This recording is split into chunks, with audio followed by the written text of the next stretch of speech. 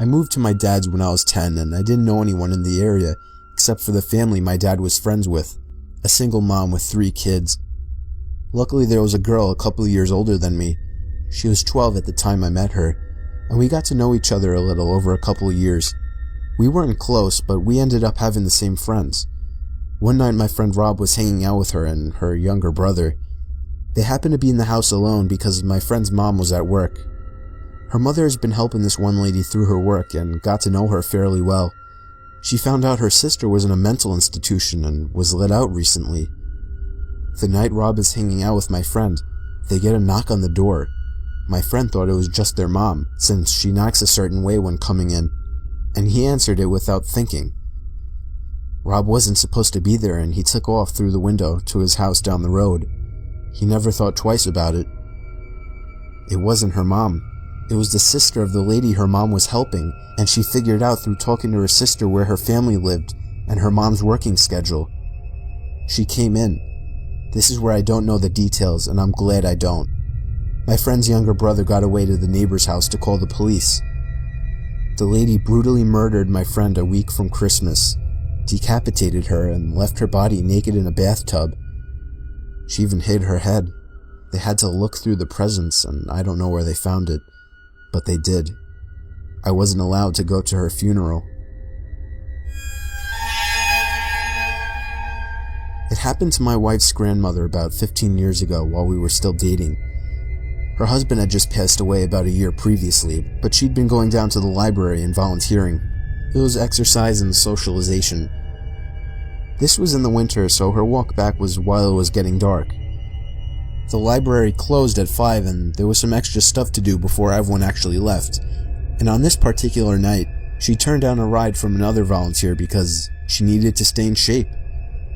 The house is about a mile away through some lightly wooded area in South Texas, and as she's about halfway home, she notices someone behind her. He's walking the same direction and gaining on her, which in itself isn't all that particular. She's old and thus not particularly fast, but in this case he seems vaguely sinister. They keep walking. Pretty soon he's right behind her. Then he falls into pace, just staying behind her. Now she knows something's up. But she's almost home. She can see the top of her driveway coming up, and she leaves her lights on so it'll look like someone's home when she's walking in. She just needs to make it another 150 yards. Then 100. All that time, she said he was so close that she could feel his breath on her neck. Around maybe 50 yards, it happens. A strong hand on her shoulder. "Okay, bitch, don't turn around and hand over your purse or I'll cut you." She stops for a second, then takes one big step forward, turns, and shoots the guy in the neck with the .38 she keeps in her purse. The guy spent the next 5 years in a prison hospital before he died of complications. My wife's grandmother passed last year, but up to the end, she lamented that she pulled the trigger too soon. When I was young, I'd say 8 to 11-ish, my sister, whom is 7 years older, would babysit when my parents were out. At the time, she smoked a lot, and my parents made her smoke outside, of course. So I'd follow her outside, play around, annoy her and such. One day, my sister notices a car at the end of the driveway, just sitting in the road. It's a white SUV with a bike rack on top. It has the most tinted windows I've ever seen. You could not see inside from the side. It sat there until she went inside, then would drive to the end of the road and sit at the church parking lot and wait. Wait until she'd come out again for another smoke. And it would repeat this. Odd, but my sister is a brave lady and just kind of ignored it. That is, until the next day while my parents were out again and it showed up again. It would sit at the end of the driveway and just watch. I don't know what the driver was doing, but he was watching my sister. I know, because if I didn't go out, I'd watch from the front window and it would just sit there and watch my sister. She told my father, who was a sheriff deputy at the time, and he called the cops and made a complaint. They showed up, looked around, but the SUV was nowhere to be seen. Months went by and nothing. Then one day, a good 9 months after this had all started and around 4 months since the last sighting, it was back. It became a regular occurrence. Another day, my sister was outside doing her nasty habit, And sure enough, here it comes. This time we were all alone as usual, and she decides she has had enough. She tells me to stay in the carport and she's gonna go confront them.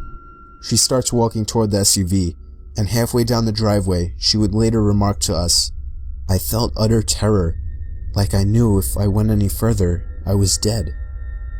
I was paralyzed by pure fear." She turned around and went inside. Finally, the family car was in the shop for some kind of issue, so we were all stuck home for the night. While my parents are home, my sister goes outside to smoke. I go outside with her, and eventually the SUV shows up. She tells me to run inside and tell my father, and I do. My dad promptly gets his gun and starts briskly walking down the driveway with it in hand, in the direction of the SUV, but not leveled towards it. The SUV floored it down the road and peeled out onto the nearby large highway. My dad, being a cop, noted the year and model and distinguishing features. The scariest thing, the license plate had been covered in duct tape. We never saw it again. I was just 4 or 5 years old and my parents had just separated. My mom was living in a 2-bedroom apartment. I had my own room, but I preferred to sleep in her bed whenever I was staying with her. Our 2 bedrooms were at the end of the hallway, directly across from each other. Our apartment was on the 1st floor, and I remember that it was in the middle of the summer, and my mom had a window open in her room, which was directly behind the bed above the headboard. Anyways, I woke up in the middle of the night and remember sitting up and seeing that our cat was sitting in the doorframe of my mom's room. I should note her door was open and you could partially see into my bedroom. This was strange because our cat was typically always in bed with us. As I was watching him, he walked into my bedroom and meowed. I turned to face my mom and woke her up. In the 3 or 4 seconds it took me to wake her up and ask me what was wrong, we both looked back up at the doorframe, and there was a man standing by my open door, making his way out of the bedroom. I still don't know how she managed to do it so quickly, but my mother proceeded to pick me up and literally throw me out of the screen window. She quickly followed and we were able to start screaming for help and someone called 911. The police came but didn't see any signs of forced entry, only that our front door was unlocked, which led them to believe that the man must have exited that way. The strange thing was that my mom swore up and down that she had locked the door that night with the deadbolt and chain lock. About a week later, she was cleaning the kitchen and opened up our water heater closet and found a notebook with names and drawings, as well as a pair of gloves and some gum wrappers. The police were called again, but all they could do was speculate that the man had been in our house and hid until we were asleep. One day while doing my laundry, one of the lights blew out in my basement. My basement is set up so that the laundry room is split up from the other side of the basement with a wall and a door. In order to get upstairs, you have to exit the laundry room and go through the other part of the basement. So the light blew in the other part, not the laundry room. As it was the only light on that side, it was pretty dark. I finished the laundry I had to do while dreading the walk through the dark basement. I exit the laundry room, get halfway through the basement, and I hear a loud cackle. Imagine a sound people make when they imitate a witch. Take that and imagine the witch had been smoking for 50 years, making her voice deeper and hoarser. That's what I heard, clear as day, right behind me. I didn't hesitate to bolt for the stairs. I waited until my father got home and then changed the bulb. I have yet to hear that cackle since, and I have not told a single person in the house about it. This happened to a friend of mine. She told me about it about a year or so ago. We'll call her Minji. Minji is in her late 20s and works as an English tutor in South Korea. One evening, a few years ago, she was tutoring a high school boy. They were up studying pretty late and the buses stopped running. Being a long way from his house, the boy asked if he could crash on her floor overnight and get the first bus in the morning. Minji was very reluctant because inviting a teenage male student to stay the night didn't sound like a great idea, but he was begging her and eventually she relented. They went back into her one-room apartment and she got into the bed while he laid a blanket out on the floor and they both fell asleep. A few hours later, at maybe 2 a.m., the boy wakes Minji up. "I'm really hungry," he says. "Let's go get some food." Minji opens her eyes and looks up at him in disbelief. "Food? Now?" "It's 2 a.m. Go back to bed." But the student insists. "No, I'm so hungry. Let's eat something now." She tells him that there's some ramen in the kitchen and he could fix himself some. This doesn't satisfy him. He doesn't want ramen. "There's a 24-hour place just down the road. Let's go there." Eventually, after several minutes of persuasion, the boy gets Minji to come with him to the restaurant. They leave the apartment and head out. As soon as they're on the street, the boy turns to Minji and says, "I'm not hungry. I woke up in the middle of the night and looked under your bed. There's a man sleeping there." They call the police and discover that a homeless man had been living in Minji's apartment, sleeping under the bed for 2 months. The boy only saw him because he was lying on the floor, so he had a clear view under the bed. I was driving a shortcut from 29 Palms, California to Albuquerque, New Mexico. 29 Palms is located in the desolate high desert east of LA. The shortcut was all 2-lane road through total nothingness, except for a passing through Amboy. Amboy is a nearly abandoned town nearly as far below sea level as Death Valley. So I was driving by myself in the afternoon and proceeded to drive up into the mountain range between Amboy and I-40. Once I reached the top, I'm driving north through a canyon with high grass on both sides of the road. Up ahead I see some stuff in the middle of the road. As I approach, I slow down to see a red Pontiac Fiero stopped sideways across both lanes. A suitcase open with clothes scattered everywhere and 2 bodies laying face down in the road, a man and a woman. I stop 100 feet or so away, and the hair on the back of my neck is standing up. Being a Marine, I reach under the seat and pull out a 9mm pistol and chamber a round. Something seemed very wrong. It looked too perfect, as if it were staged. An ambush? Something was just wrong. As I scanned the road, I saw a line I could drive. Past the guy in the road on his left, swerve to the right of the woman, behind the Fiero, and I'd be on the other side. I dropped it into first gear, punched it down, and drove the line I planned. I passed the back of the Fiero without hitting it, or either of the bodies in the road.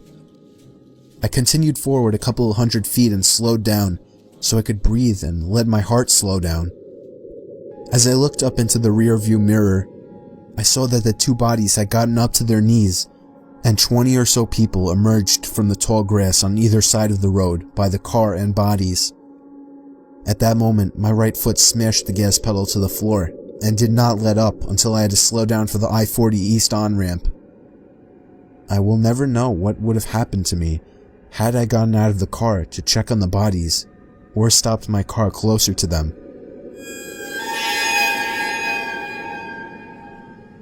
Some friends and I were doing some night fishing on the James River. We were sitting along the shoreline with a nice fire going, accompanied by the usual idle talk and a few beers, when suddenly, everyone just stopped talking, like a switch was flipped off. We were all staring across the river and felt as if something, or someone, was staring back. It was a very uneasy feeling, to which some of the group tried to shake off with typical macho humor, when a blood-curdling sound erupted from the other shore that froze everyone in their tracks.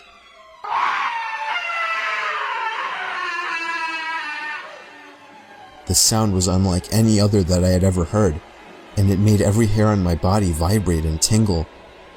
The only way I could describe it is it sounded like a wild person with no language skills being gutted alive. No words, just this high-pitched, blood-curdling scream. Nobody moved or said a word. We all just sat there fixed in our stare, when just as suddenly, a second scream was let loose with even more force than the first.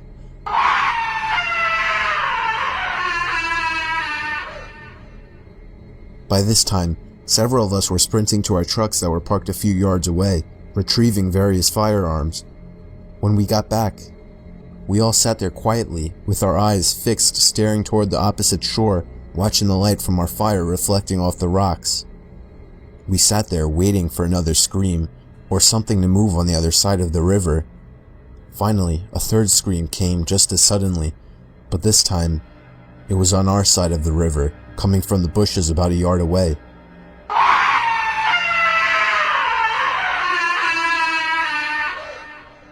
We all hightailed out of there, leaving most of our stuff behind.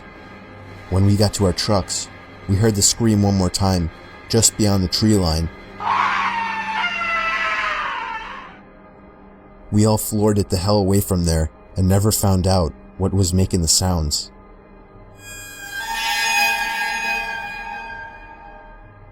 It was a Friday night, and my friend was picking me up in his car from my house. I was in a hurry since we were running late for the hockey game in the city. The whole car ride there, we were having such a good time that I hadn't even noticed that I didn't have my phone. I searched the car seat, the floor, but it wasn't in the car. I was sure that I had just forgotten it. During the hockey game, I couldn't stop worrying that maybe I had dropped my phone somewhere, so I borrowed my friend's phone and ran to the bathroom. I dialed my number and hoped someone at my house would pick up. It took 3 rings before somebody picked up, but they remained silent on the other end. I yelled into the phone that I was just checking if I had left my phone at home. They didn't answer. I assumed it was my little brother just messing with me, so I hung up. I got home late that night to see that my parents weren't home. I got inside my house and called them to see where they were. They told me that they had gone out to eat and see a concert at the park with my little brother. They said they left soon after I had for the game, and they should be home in around half an hour.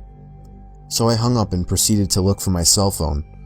But then I realized, how could somebody in my family have picked up my phone if they hadn't been home? I felt a pain in my stomach as fear swept over. It was at that moment that I heard the back door to my house open and close.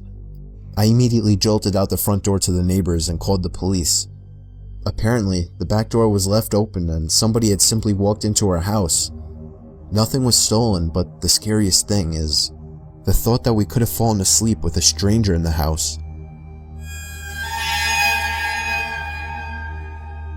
A while back, there was a family that moved in next door to my family. They had a son who was just twisted. He was obsessive over slasher movies and always wanted me to talk about shit that happened during my time serving in Vietnam that no normal person would want to hear.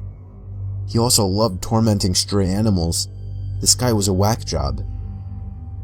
He was 19 at the time and my daughter was 7, but he always wanted to talk to her. He'd strike up conversation with her when she walked home from school. He would talk over the fence at her when she was playing in the back. But what really set me off was when he called our house looking to speak to her. That was it. I went over and flipped shit at him and his parents, told him to stay the hell away from her and I'd better not ever see him again. That's when things got weird. My daughter was always a little imaginative and paranoid. She would think there were monsters under her bed and whatnot, so when she told me there was something living in her closet and she was too scared to get up and tell us at night, but it wasn't there in the daytime, we blew it off as no big deal. A few weeks went by and one night my wife and daughter were staying at my mother's for a girls' night. So I turned the key on the HBO box and watched me some movies, eventually falling asleep downstairs. At around 2 a.m., I get a call from my neighbor with a creepy son telling me something along the lines of, "We saw that you were up, so we called. Our son is missing. I went by his room to use the bathroom and his door was open, which isn't usual, and there was no sign of him. We need help looking for him." The phone call woke me up though. I wasn't up. So I asked why they thought I was. "Oh, we saw you walking around upstairs and the light is on." My blood ran cold as ice. I'd been passed out on the couch and I know no one turned any lights on. I hung up on them, ran outside to my truck to grab my shotgun, but noticed the sheriff pulling up to my neighbor's house by this point. I booked it over and told him there was someone in my house, and now I could see the lights in my daughter's room were on, and there was a silhouette pacing back and forth. When the deputies went in, they found the neighbor boy there waiting in my daughter's room with a nice little setup in her closet. He said he liked to watch her sleep in the moonlight.